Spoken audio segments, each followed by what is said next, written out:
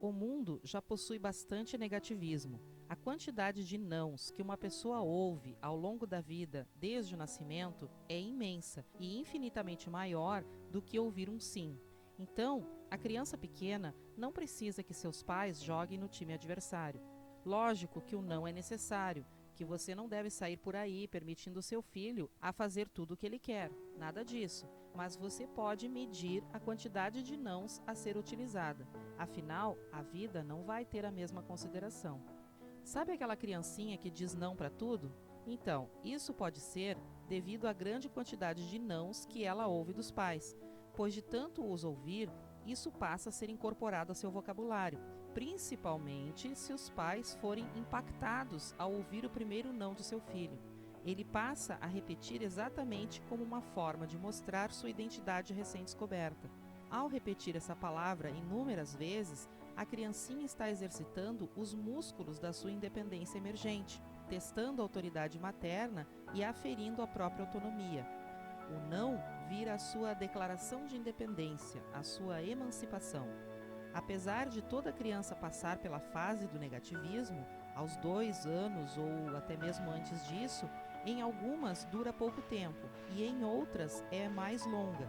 De qualquer forma, uma criança dessa idade não consegue controlar a compulsão para resistir à autoridade, assim como ela não consegue controlar a aparição dos dentes ou o próprio crescimento. Isso faz parte do seu desenvolvimento e é normal, apesar de que saber disso não torna essa fase menos cansativa para os pais. Mas fique tranquilo, que o máximo que deve durar é uns 5 ou 6 meses na sua forma mais severa. A maioria passa a ser mais positiva e cooperativa depois dos 2 anos, e você poderá suspirar aliviado, pelo menos até a adolescência, quando a rebeldia ressuscita como uma fênix e junto com um turbilhão de outras coisas. Então, se você é pai ou mãe de uma criança pequena, confira agora algumas dicas de como tornar essa fase menos tenebrosa para você. A primeira dica é: reduza os nãos que você diz. Mas como, Sônia, sem criar uma criança mimada e insuportável? Para a criança pequena, o excesso de nãos é sufocante e muitas vezes a faz sair do ar. Para que o não seja eficaz, utilize-o apenas quando necessário. Para evitar uma sobrecarga de nãos, sem sufocar os instintos exploratórios do seu filho, elimine do ambiente o maior número possível de motivos potenciais de conflito, tornando sua casa a prova de criança pequena. Por exemplo, colocando uma tranca na porta do banheiro, guardando objetos quebráveis, colocando aparelhos elétricos em locais altos, onde a criança não possa alcançar, esse tipo de coisa. Isso fará com que você tenha menos motivos para dizer não. Deixe só alguns objetos proibidos para começar a instilar nele o senso do autocontrole, mas objetos que não ofereçam perigo ou que, se forem quebrados ou estragados, não façam muita falta para você. Quando ele sentir-se tentado a pegar tais objetos, você diria: "Isso é do papai, não é para você brincar." E então ofereça um substituto, dizendo assim: "Aqui está um carrinho que é seu, com esse você pode brincar." Ocasionalmente, deixe que ele pegue algumas das coisas proibidas sob a sua supervisão, e você pode dizer: "Quando estiver sozinho, não pode mexer na revista de moldes da mamãe, mas podemos olhá-la juntos." A melhor forma que existe de você fazer com que seu filho não queira mexer naqueles objetos proibidos é deixando ele matar a sua curiosidade, e ele terá menos probabilidade de querer pegar esse objeto quando você não estiver presente. A segunda dica é: dê ordens positivas. É bem melhor dizer: "Por favor, ande pela calçada", ao invés de "não ande no meio da rua", ou "use o lápis no papel", ao invés de dizer "não risque na mesa." Quando seu filho estiver fazendo algo que você não queira que ele faça, ao invés de dizer "não faça isso", busque uma alternativa e lhe dê outra opção. Vamos supor que ele pegou a mamadeira de suco e está virando pela casa, vendo as gotinhas caírem no chão. Para ele é uma experiência emocionante, então ofereça-lhe algo substituto ou o distraia com outra coisa. Se for calor, dê a mamadeira de água para que ele continue a sua experiência.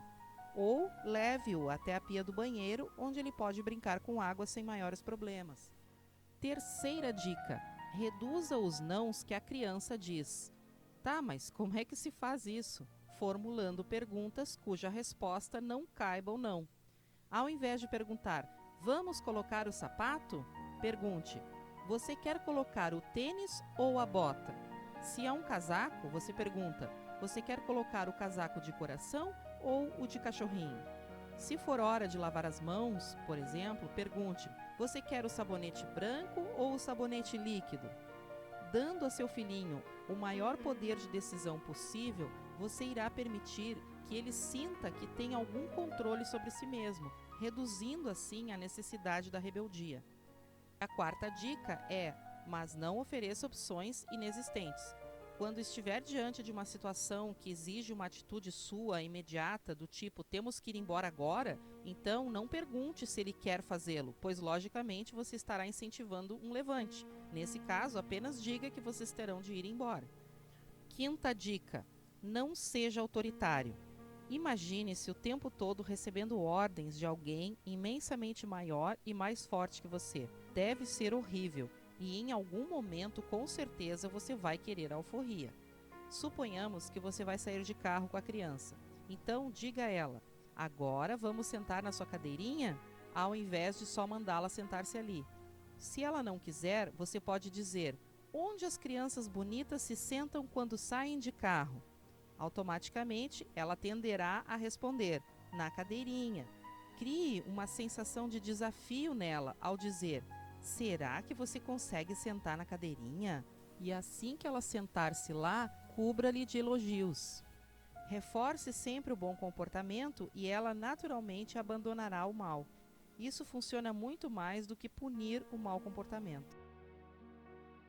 A sexta dica é não perca a cabeça. Ficar irritado quando seu filho ficar rebelde só piora as coisas. Como você é o adulto na história, é sua responsabilidade de impedir que as coisas passem do ponto. Mas não castigue a negatividade. Respeite o direito de seu filho de expressar o seu não, mas explique-lhe que ele terá de obedecer, mesmo quando ele não quer. Ainda mais quando for uma questão vital, como essa da cadeirinha que eu falei há pouco. Inclusive, se ele já tiver um bom vocabulário, você pode deixar ele falar o que sente. Demonstre apreço e respeito e, ainda assim, explique o motivo pelo qual essa regra precisa ser obedecida. A criança tende a cooperar quando entende o motivo das regras. E se ele ainda não sabe falar ou não tem um bom vocabulário, diga-lhe que o entende e demonstre empatia. Mesmo assim, explique que ele terá de obedecer a regra, apesar de não desejar. Sétima dica: permita que ele vença às vezes. No caso da cadeirinha, você terá de prender o cinto de segurança, mesmo que ele grite não. Mas em situações menos importantes, você pode dar o braço a torcer. Um exemplo: vocês estão indo a uma pizzaria e ele diga, não, eu quero um X. Ou vocês estão voltando da escolinha e você quer passar no mercado antes, mas ele diz, não, vamos para casa. Você poderá dizer, está bem, você deve estar cansado, posso ir no mercado depois. Deixar que ele ganhe, às vezes, tornará as perdas ocasionais menos dolorosas para ele. Mas entregue os pontos antes que o não se transforme num acesso de raiva. Ceder à pirraça é um grande erro. Cedendo uma vez, ele fará outras e mais outras para ser atendido, ou pensará que é só assim que você o atende. Bons pais não estão sempre brandindo a sua autoridade. Algumas vezes, eles abrem mão dela. Quanto mais oportunidades de autodeterminação você der a seu filhinho, menos necessidade ele sentirá de lutar por seus direitos, dizendo não. A oitava dica é não ria dos nãos. Mesmo que seja positivo manter o senso de humor, não é bom rir dessa característica. Até pode ser engraçado o seu comportamento negativista, mas para ele não é. Na realidade, para ele é uma questão séria e crucial. A nona e penúltima dica é, quando disser não ao seu filho, fique firme até o final. Se você disser, não coloque os pés calçados sobre o sofá e virar as costas assim que ele contrariar a sua ordem, ele entenderá que a sua palavra não tem valor e com certeza não levará a sério a sua próxima negativa. Esteja pronta para agir, seja tirando os pés de cima do sofá ou tirando-lhe os calçados. E a última dica é, elogie a obediência.